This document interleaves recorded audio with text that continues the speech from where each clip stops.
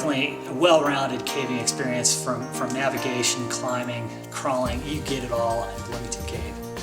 We introduced a permit system. It's a free permit system. All you have to do is go to the BLM office or contact the BLM office, tell them which dates you want, and they essentially limit to 3 parties up to a group size of 10, and give you a little bit of rules and regulations. Recommended gear. So one of the main things that we push is the BLM and general cave safety. The main thing is a helmet with a hands-free light. The other thing is to have multiple sources of light. You should bring 3 dependable and independent sources of light in case the lights start failing, that you have enough light that you can get out. The other thing I strongly recommend is a good, well-soled boots. A lot of people, for general comfort, like knee pads to cover their knees if you're doing a lot of crawling. If you're doing a lot of belly crawling, you can actually cover your elbows so that you can use them as appendages to move yourself along. Depending on whether you're climbing or not and the skills of your group, you might even think of bringing short lengths of rope or webbing to help aid people in some of the climbs that might be involved in Bloomington Cave. Things that you can include in a pack, you can include some sort of basic first aid, bandages. I always like duct tape. Duct tape's good for everything. Water, a little bit of food, and generally if you have a large party or something like that, it might not be bad to have some sort of something to keep you kind of warm if you're sitting for long periods of time. You should let someone at your house know where you are and when you're coming back. In 2009, we installed a cave gate on both entrances of Bloomington Cave. The idea is to allow the maximum amount of airflow and ease of animal passage through the gate while impeding unwanted visitation.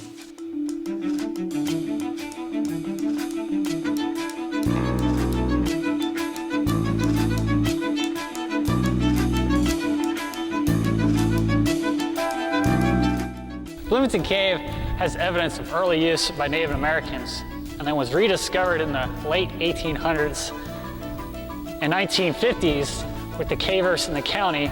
They blasted both of the entrances shut to protect the cave and the visitors. Visitors reopened the entrances and it was a free-for-all. And essentially what they did was go around and graffitied up the cave and put string all through the cave.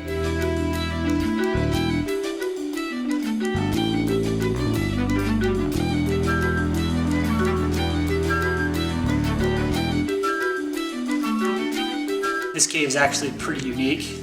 Unlike most caves that are solutionally enlarged, this cave is actually formed along a fracture line, with rocks have actually slumped off and ripped a void into the earth. The rock blocks moving and splitting. You can see that in the stair stepping that's prevalent throughout most of the cave. And a lot of people speculate the Bloomington Cave might be one of the longest tectonic caves in this country at 1.3, 1.4 miles. The mapping actually isn't complete. And at that length, it is the longest cave in southern Utah and probably one of the best caves for recreational use.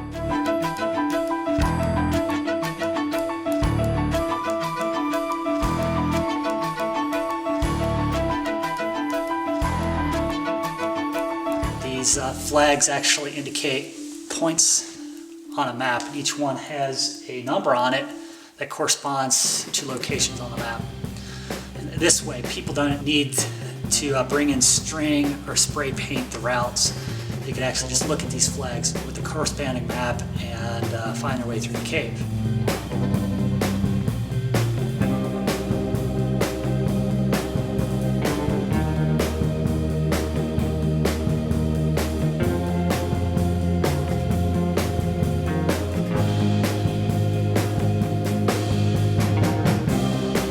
Very mazy, very similar in look. It can be really easy to get lost. It has a lot of crawling, a lot of tight space climbing. It's actually quite a caving experience.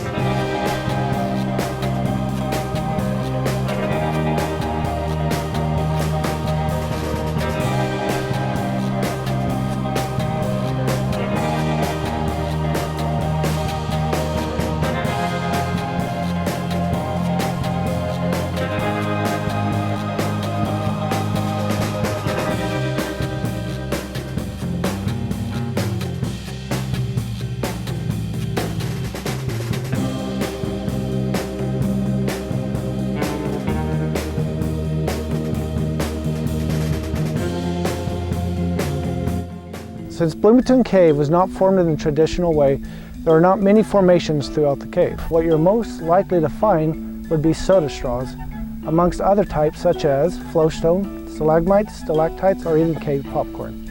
Bloomington Cave receives a lot of heavy recreational use. Please be aware of your surroundings and do not touch these formations.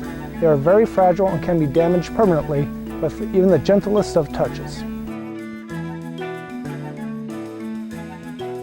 Bloomington Cave was unmanaged free-for-all for many years, which resulted in most of the trails being covered in graffiti. So in 2005, this effort was started to remove all that graffiti using sandblasting techniques. Huge project, huge undertaking. We cleaned the main part of the cave in 7 weekends with approximately 30 volunteers, accounting for about 1,000 hours of volunteer time.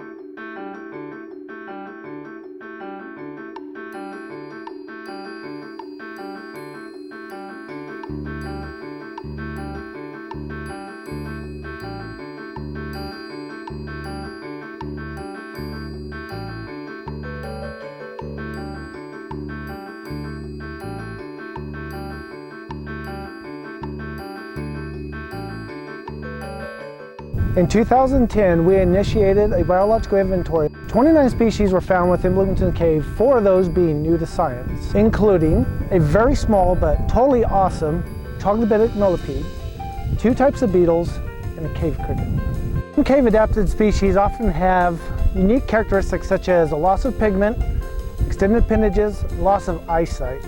If you're inclined to seek out these creepy crawlies, your best bet would be go to the entrance where they're inclined to hang out, due to the fact there is a better nutrient input. In Bloomington Cave, there are 2 known species of bats, the Townsend big-eared bat and the small-footed myotis. These bats have a tendency to roost in groups from 1 up to groups of 30 or 40. However, they are usually very difficult to find. If you're lucky enough to see these bats, please do not disturb them, as they are very susceptible to human disturbance. So if you desire to have the best caving experience of your entire life, you want to come out to Bloomington Cave.